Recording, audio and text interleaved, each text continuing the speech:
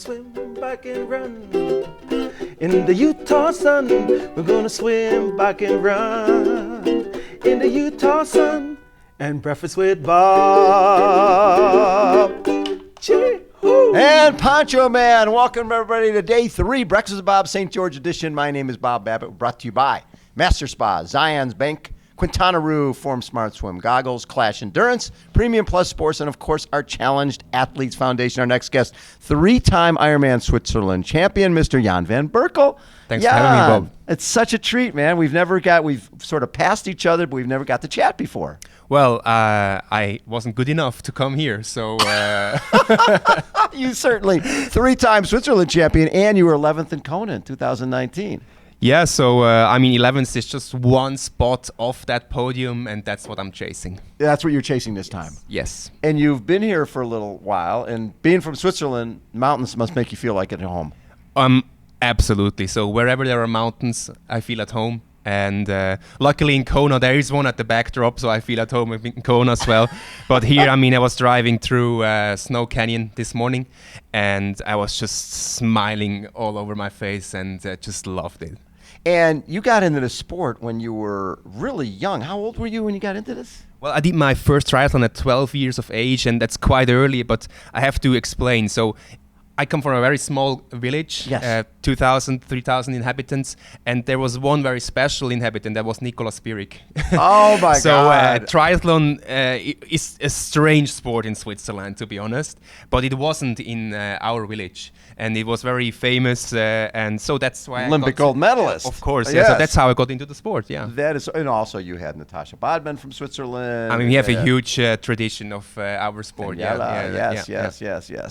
So when you did your first triathlon at 12 years old, how long was it into the process where you started thinking, I can be pretty good at this?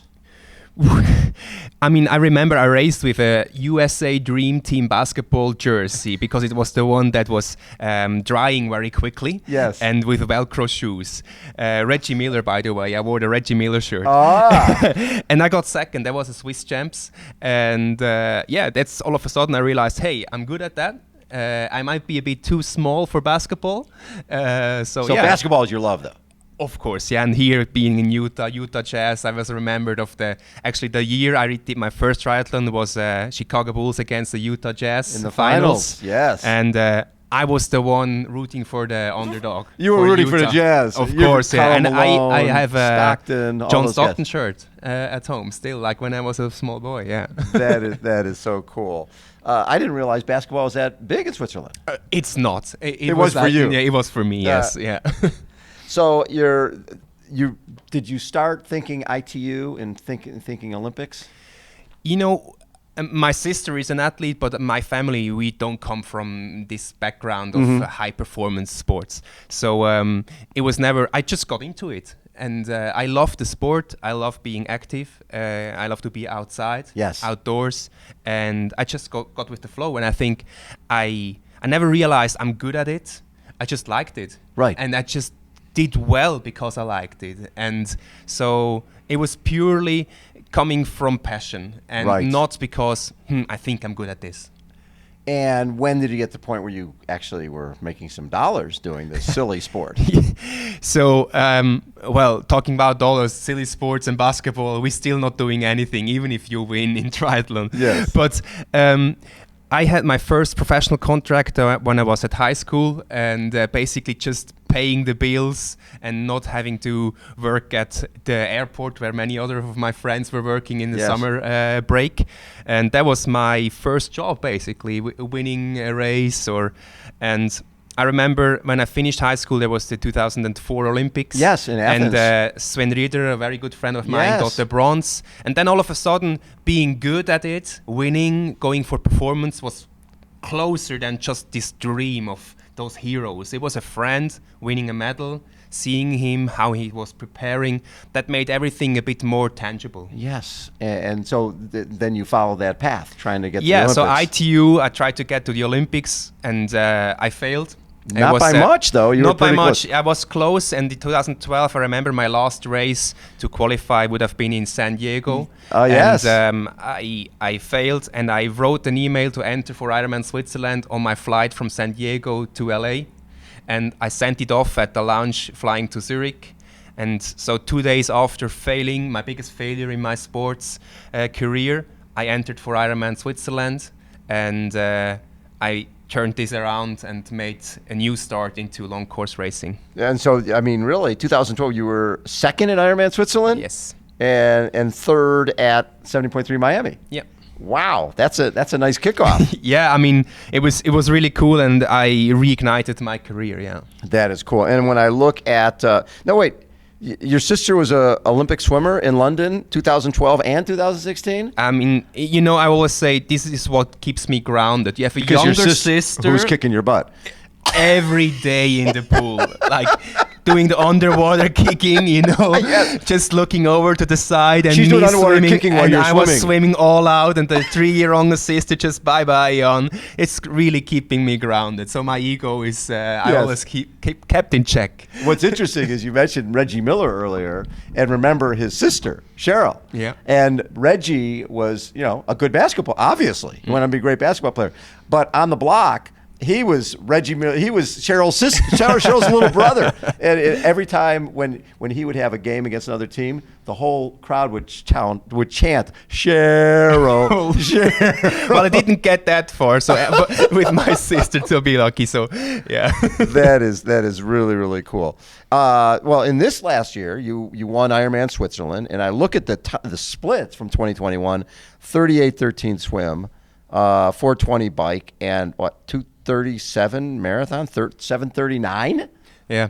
Well, the swim, I mean, it Was the swim a little shorter? wasn't the Swiss precision swim. Yeah, I was gonna say. So, but the other distances, they were very precise. Yes. And they were tough courses. So I had Joe Skipper chasing me around that course and really earning that hometown victory. Yeah. And winning 3 times in your home country has to be so special. I mean, it's just much more emotional than winning somewhere where you have to tell that you won. You have your friends who also bring sacrifices Right. for your good. Your family is there, and I mean, I always, my wife always tells me, you don't have to win to respect our sacrifice. We know that you give everything, and that's Right. enough. But at the end, it's good to hand something, and if that's the gold medal, I mean, Right, have something obviously, tangible. Yeah, Yeah, I yeah. mean, that makes me feel good, but yeah, it's just very, very emotional. And then you also got second at Ironman Tulsa. And again, those are 49, 46, 418, and 239, 750. So 2021 was a great year. I mean, it was a good year, especially coming back after COVID. Yeah. You never know. And it was also my first year racing as a father, and you never know how that influences your performance. But obviously, it was a positive influence.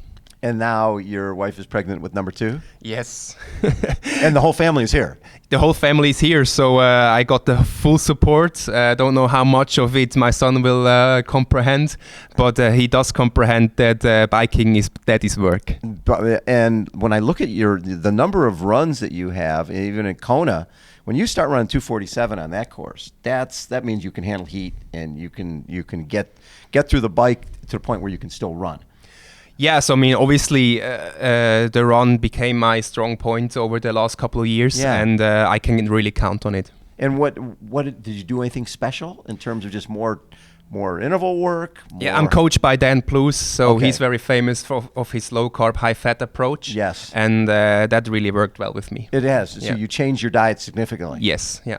How much did you change your diet? Well, the Swiss, we are very famous for cheese fondue.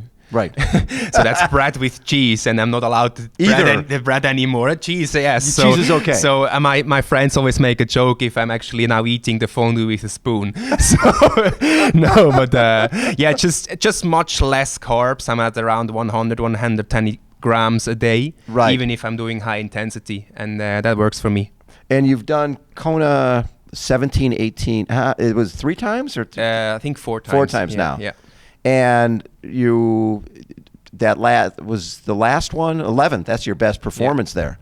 And I bet you were thinking, okay, I got 11th now. Next time I'm going to go top 5, and then the whole world shuts down. Yeah. Yeah, I mean, I was, I would say, in the best shape of my life for Ironman Switzerland, and I would really have loved to show that on the Kona course. Yes, that was a real setback, but it also helped me to refocus. So during COVID times, I got into. I studied law, so I'm a lawyer. And you're a lawyer. By the way, and also military as well. Yeah, well, military in Switzerland is everybody does. Yeah. So I studied law, and during the COVID pandemic, I specialized on sports law. So I did a course on sports law. So. I really was able to make something out of those 12 months without racing. Yeah, and it also makes you refocus on what's important. And what you do, for example, with the Challenged Athlete Foundation. Yes.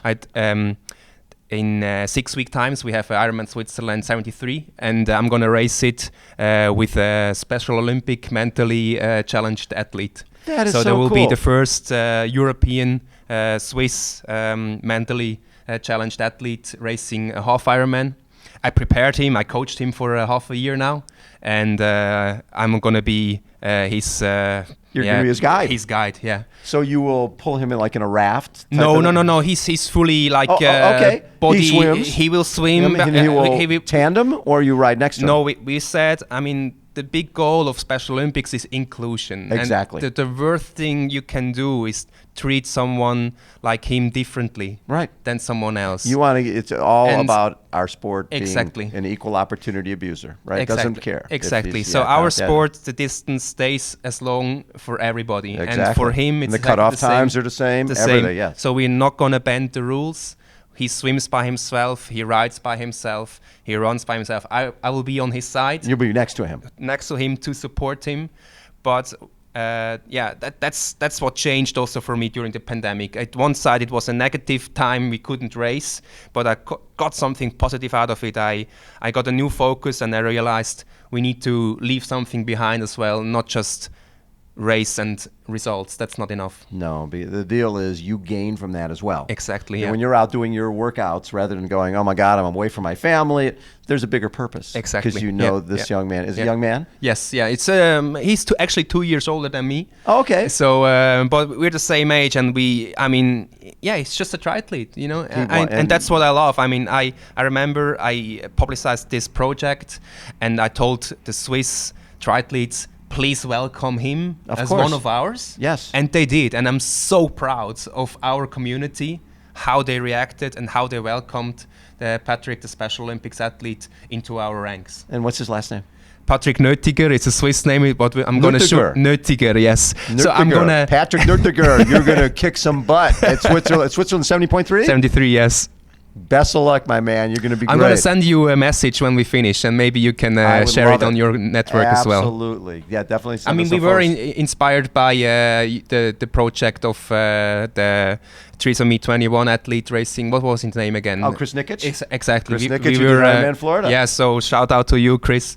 And so 1% better. Yeah, exactly. Every day. Yeah. Yes, that's very cool. So you've seen the progress. Is this his first one? It's going to be his first one. I mean, he has raced half marathons before.